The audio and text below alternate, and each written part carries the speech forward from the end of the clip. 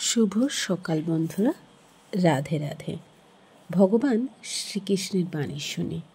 ভগবান শ্রীকৃষ্ণের বাণী যা শুনে নিজের জীবনকে নতুনভাবে সুখী করতে পারবে।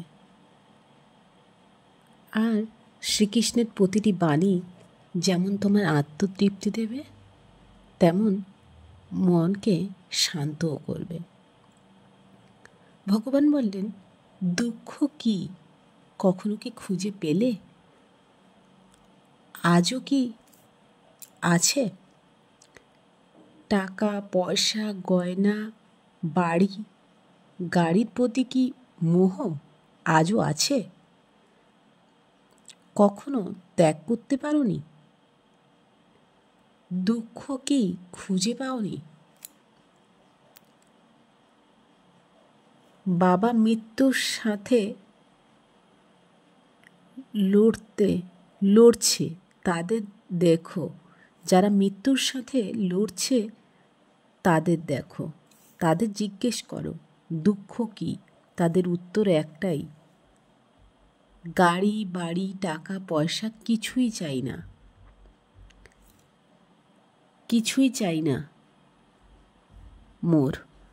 বেঁচে থাকার মতন অক্সিজেন চাই। আর বেঁচে থাকার লড়াই হলো সুখ, যা বেঁচে থাকতে একান্ত প্রয়োজন। সব কিছুর মোহ কাটিয়ে শেষ নিঃশ্বাস নেওয়ার আগে পর্যন্ত মানুষের এটা মনে হবে, যখন নিঃশ্বাসের শেষ অবশিষ্টটুকু বাকি থাকবে তখন মনে হবে শুধু অক্সিজেন হলেই বেঁচে থাকা সম্ভব, সুখে থাকা সম্ভব। কিন্তু তার আগে পর্যন্ত টাকা পয়সা গাড়ি বাড়ি এই সবের পিছনে নিজের জীবনের সবটুকু অংশ বিলিয়ে দেই, এগুলো উপার্জন করতে, এগুলো অর্জন করতে।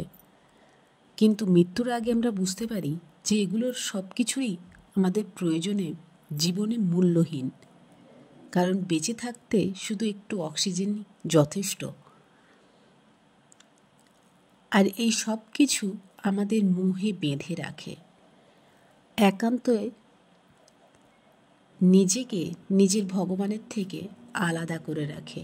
যে উদ্দেশ্যে পৃথিবীতে এসেছি সেই উদ্দেশ্যর পথে এই মোহই আমাদের বাধার বিঘ্ন, চলার পথকে আরও কঠিন করে তোলে। আর এই বাধা বিঘ্ন আমরা মোহ কোনো কিছুই ত্যাগ করতে পারি না। জীবনে বাঁচার উদ্দেশ্য কি শুধুমাত্র অর্থ উপার্জন করা? তেমনটা কিন্তু নয়। জীবনে বাঁচার উদ্দেশ্য, জীবন যেমন আমাদের সুন্দর কিছু উপহার দিয়েছে, তাকেও আমাদের সুন্দর কিছু উপহার দেওয়া উচিত। ভগবান কোনো না কোনো উদ্দেশ্য নিয়ে আমাদের পৃথিবীতে পাঠান, আমরা সেই উদ্দেশ্যটাই ভুলে যাই। নিজের উদ্দেশ্য চরিতার্থ করতে গিয়ে নিজেদের সমস্ত সময়টুকু পরিশেষ করে ফেলি।